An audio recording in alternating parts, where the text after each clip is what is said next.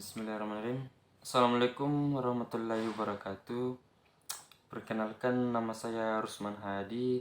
Saya dari jurusan Pendidikan Teknik Elektro, Fakultas Teknik Universitas Negeri Makassar. Pada kesempatan dalam video ini saya akan memaparkan sejarah perkembangan profesi keguruan guna memenuhi tugas saya, yaitu tugas mata kuliah profesi keguruan. Jadi mungkin langsung saja perkembangan profesi keguruan. Kita ikuti perkembangan profesi keguruan Indonesia. Jelas bahwa pada mulanya guru-guru Indonesia diangkat dari orang-orang yang tidak berpendidikan khusus untuk memangku jabatan guru. Dalam bukunya Sejarah Pendidikan Indonesia Nasution tahun 1987, sejarah jelas melukiskan perkembangan guru di Indonesia.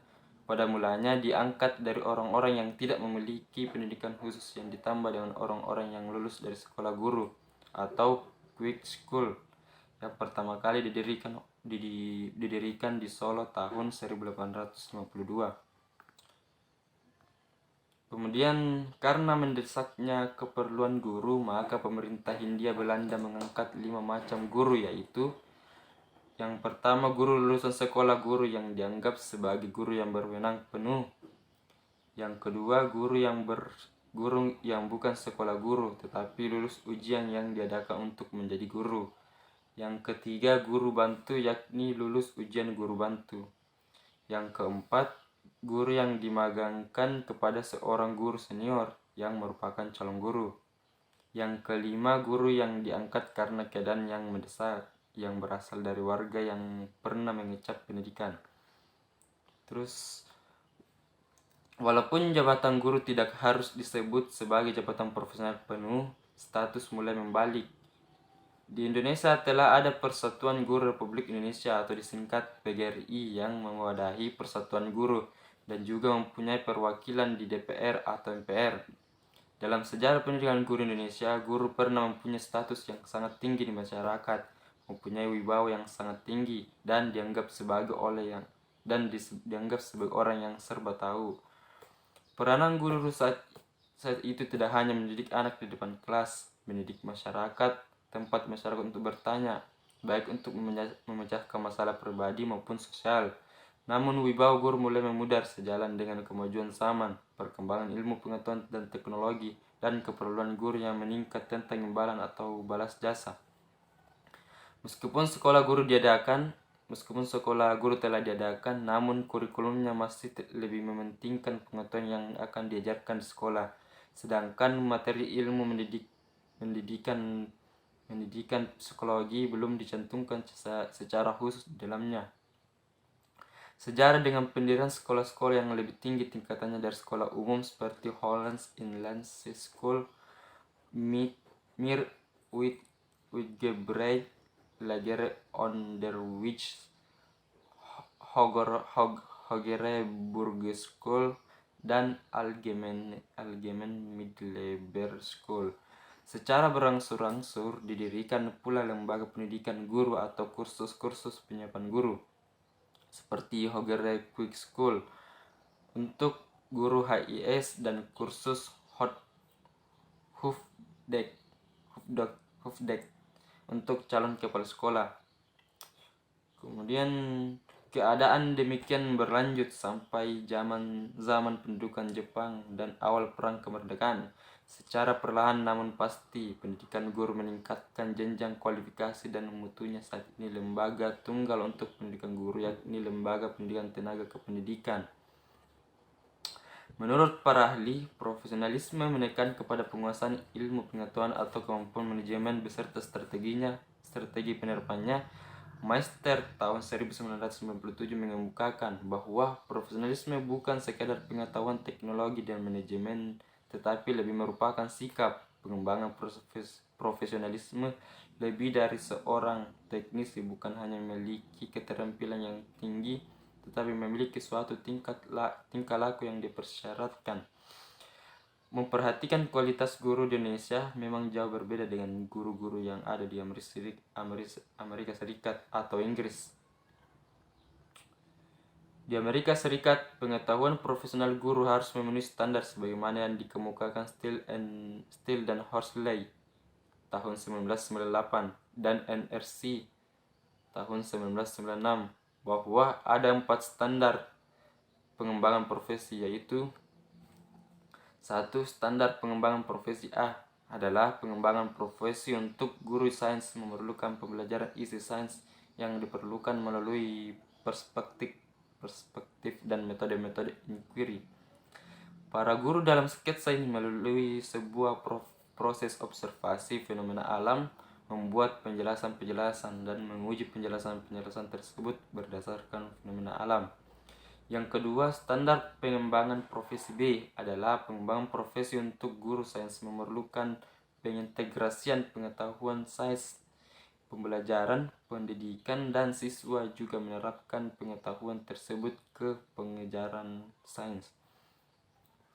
Pada guru yang efektif tidak hanya tahu sains, namun mereka juga tahu bagaimana mengajarkannya. Guru yang efektif dapat memahami bagaimana siswa mempelajari konsep-konsep yang penting. Konsep-konsep apa yang mampu dipahami siswa pada tahap-tahap pengembangan profesi yang berbeda dan pengalaman. Contoh dan representasi apa yang bisa membantu siswa belajar.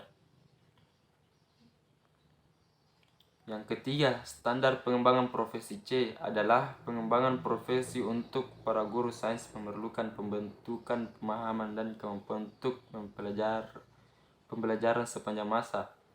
Guru yang baik biasanya tahu bahwa dengan memiliki profesi guru, mereka telah berkomit untuk menuntut belajar sepanjang masa. Pengetahuan baru selalu dihasilkan sehingga guru berkesempatan terus untuk belajar. Dan yang keempat, standar pengembangan profesi D adalah program-program profesi untuk guru sains harus koheren atau berkaitan dan terpadu. Standar ini dimaksudkan untuk menangkal kecenderungan kesempatan-kesempatan pengembangan profesi terfragmentasi dan tidak berkelanjutan. Apabila guru di Indonesia telah memenuhi standar profesional guru sebagaimana yang berlaku di Amerika Serikat, maka kualitas sumber daya manusia Indonesia semakin baik. Selain memiliki standar profesional guru sebagaimana uraian di atas, di Amerika Serikat sebagaimana diuraikan dalam Journal Educational Leadership 1993, dalam Supradi 1998 dijelaskan bahwa menjadi profesional seorang guru dituntut untuk memiliki 5 hal. Hal yang pertama yaitu guru mempunyai komitmen pada siswa dan proses belajarnya. Yang kedua, guru menguasai secara mendalam bahan atau mata pelajaran yang diajarkannya serta cara mengajar kepada siswa. Yang ketiga, guru bertanggung jawab memantau hasil belajar siswa melalui berbagai cara evaluasi. Yang keempat, guru mampu berpikir sistematis tentang apa yang dilakukannya dan belajar dari pengalamannya. Yang kelima, guru seyogyanya merupakan bagian dari masyarakat belajar dalam lingkungan profesinya.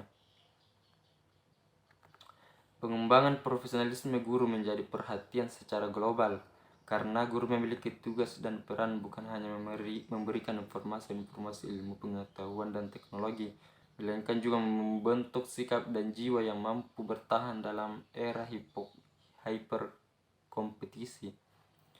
Tugas guru adalah membantu peserta didik agar mampu melakukan adaptasi terhadap berbagai tantangan kehidupan serta desakan yang berkembang dalam dirinya. Pemberdayaan peserta didik ini meliputi aspek-aspek kepribadian, terutama aspek intelektual, sosial, emosional, dan keterampilan. Tugas mulia itu menjadi berat karena bukan saja guru harus mempersiapkan generasi muda memasuki abad pengetahuan, melainkan harus mempersiapkan diri agar tetap eksis, baik sebagai individu maupun sebagai profesional. Akadum tahun 1999 menyatakan dunia guru masih terselingkuh dua masalah yang memiliki mutual korelasi yang pemecahannya memerlukan kearifan dan kebijaksanaan beberapa pihak, terutama pengambil kebijakan. Profesi keguruan kurang menjamin kesejahteraan karena rendah gajinya. Rendahnya gaji berimplikasi pada kinerjanya. Yang kedua, profesionalisme guru masih rendah. Akadum 1999 juga mengemukakan bahwa ada 5 penyebab rendahnya profesionalisme guru, yaitu masih banyak guru yang tidak menekun profesinya secara total. Yang kedua, rentan dan rendahnya kepatuhan guru terhadap norma dan etika profesi keguruan. Yang ketiga, pengakuan terhadap ilmu pendidikan dan keguruan masih setengah hati dari pengambilan kebijakan dan pihak terlibat. Hal ini terbukti dari masih belum mantapnya kelembagaan pencetak tenaga keguruan dan kependidikan. Yang keempat, masih belum smoothnya perbedaan pendapat tentang proporsi materi ajar yang diberikan pada calon guru. Yang kelima, masih belum berfungsi PGRI sebagai organisasi profesi yang berupaya secara maksimal meningkatkan profesionalisme anggotanya. Kecenderungan PGRI bersifat politis memang tidak bisa disalahkan, terutama untuk menjadi pressure group agar dapat meningkatkan kesejahteraan anggotanya.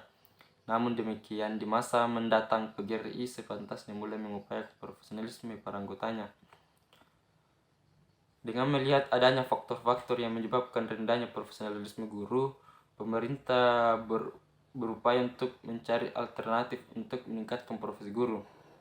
Pemerintah telah berupaya untuk meningkatkan profesionalisme guru, diantaranya meningkatkan kualifikasi dan persyaratan jenjang pendidikan yang lebih tinggi bagi tenaga pengajar mulai tingkat persekolahan sampai perguruan tinggi. Program penyetaan diploma 2 bagi guru-guru SD, diploma 3 bagi guru-guru SLTP, dan strata 1 sarjana bagi guru-guru SLTA. Meskipun demikian, penyetaraan ini tidak bermakna banyak kalau guru tersebut secara entropi kurang memiliki daya untuk melakukan perubahan. Selain diadakannya penyetaraan guru-guru, upaya lain yang dilakukan pemerintah adalah program sertifikasi. Selain sertifikasi, upaya lain yang telah dilakukan di Indonesia untuk meningkatkan profesionalisme guru, misalnya PKG atau Pusat Kegiatan Guru, dan KKG, kelompok kerja guru, yang memungkinkan para guru untuk berbagi pengalaman dan memecahkan masalah-masalah yang mereka hadapi dalam kegiatan mengajarnya. Supriyadi, tahun 1998. Profesionalisasi harus dipandang sebagai proses yang terus-menerus. Dalam proses ini, pendidikan dalam jabatan termasuk penataran, pembinaan dari organisasi profesi dan tempat kerja, penghargaan masyarakat terhadap profesi keguruan, penegakan kode etik profesi, sertifikasi, peningkatan kualitas calon guru, imbalan, dan lain-lain secara bersama-sama menentukan pengembangan profesionalisme seorang termasuk guru. Dari beberapa upaya yang telah dilakukan pemerintah di atas, faktor yang paling penting agar guru-guru dapat meningkatkan kualifikasi dirinya yaitu dengan menyetarakan banyaknya jam kerja dengan gaji guru. Program apapun yang akan diterapkan pemerintah, tetapi jika gaji guru rendah, jelaslah untuk memenuhi kebutuhan hidupnya, guru akan mencari pekerjaan tambahan untuk mencukupi kebutuhannya. Di Amerika Serikat, hal ini sudah lama berlaku, sehingga tidak heran kalau pendidikan di Amerika Serikat menjadi pola anutan negara-negara. Tuntutan keprofesionalan suatu pekerja pada dasarnya membutuhkan sejumlah persyaratan yang harus dimiliki oleh seseorang yang memangkau jabatan tersebut. Menurut Moh Ali dalam Moh Yusser Usman, persyaratan guru profesional antara lain: 1. Menuntut adanya keterampilan. 2. Menekan pada suatu keahlian dalam bidang tertentu. 3. Menuntut adanya tingkat pendidikan keguruan guru yang memadai. 4. Adanya kepekaan terhadap dampak kemasyarakatan dari pekerjaan yang dilaksanakannya. 5. Memungkinkan perkembangan sejalan dengan dinamika kehidupan. Yusser Usman, 1996. Sekian dan terima kasih atas perhatiannya. Jadi sekian dari video pemaparan sejarah profesi keguruan ini, dan saya tutup dengan wabillahi taufiq wal hidayat. Wassalamualaikum warahmatullahi wabarakatuh.